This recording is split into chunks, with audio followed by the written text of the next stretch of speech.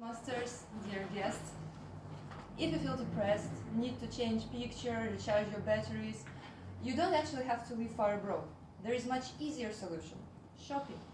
And I don't mean not only clothes, shoes, and accessories, even food will do. We go to these big shopping malls to unwind, to enjoy your new purchases, to just enjoy the magazines, to enjoy the shops. I mean, sorry, actually, not magazines, the shops. All these glossy shop windows, these attractive fragrances of shops, and all these attributes are really part and parcel of shopping process for us. We feel like important person, like we hold the keys to the kingdom. Because this is us who make the decision to go or not to go, to try or not to try, to buy or not to buy.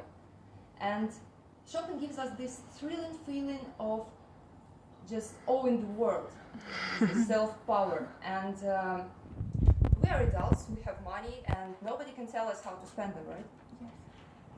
How often after shelving the purchases, after just regular stress release in a shopping mall, you suddenly realize that your bank account is practically empty and your wardrobe is full of unnecessaries that cost you an arm and leg.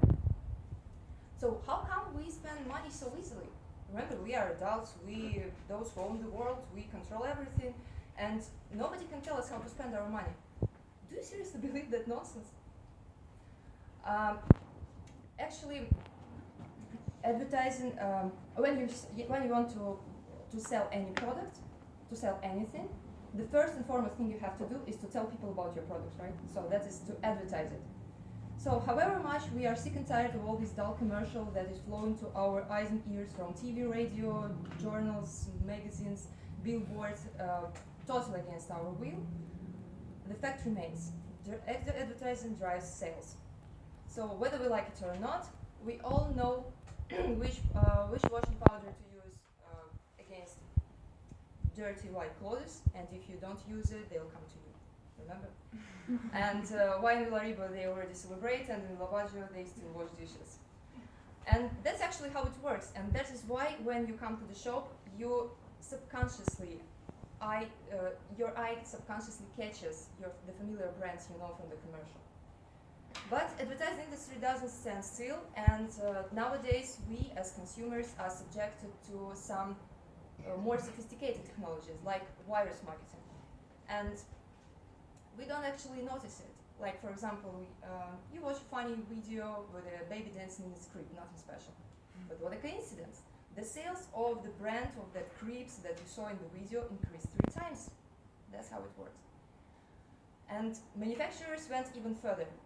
They dare to explore the subconscious mind of a consumer in order to understand which images in advertisement attract us most, and which one look appalling, and which form, shape, taste the product must have in order to be sold better.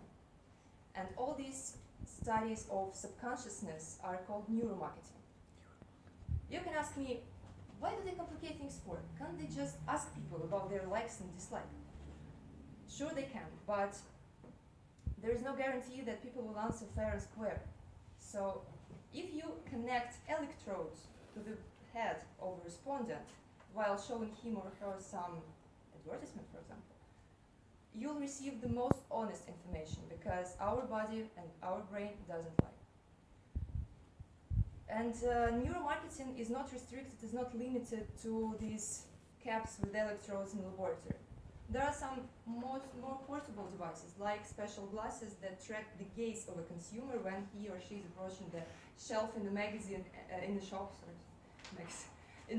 and is trying to make choice out of a wide range of products. It all sounds really offensively for us, but however, I'm sure that none of us wants to be just manipulated by some corporations and just blindly follow the message we receive from commercial, right? So what can we do? Those of us who just want to spend money on some crap certainly try to plan purchases, to make shopping lists, right? And marketing specialists say that any marketing is at the mercy of a man with a shopping list. So here we go. All we have to do to avoid these marketing tricks is just plan your purchases carefully and buy only those things you really need. But are you sure you do really need these things?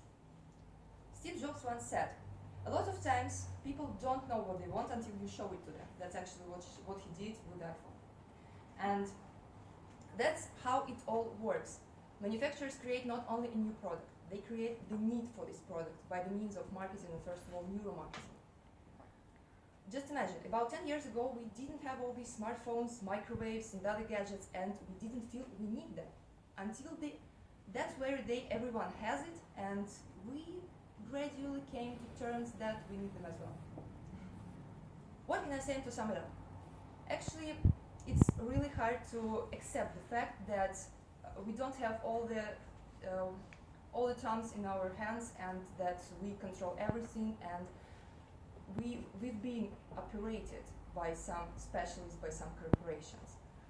But as for me, I strongly believe that these technologies, like neuromarketing, like all these techniques that help corporations to operate our minds, the development of these technologies is inevitable. So probably we shall be going more easily about it and treat it like benevolent intention of manufacturers to meet our expectations, to guess our wishes, at least hidden, even hidden and subconscious ones. And probably one day, just imagine, we'll have ideal goods in ideal shops, and even if they are not ideal, at least we will be pretty sure they are. Thank you. Special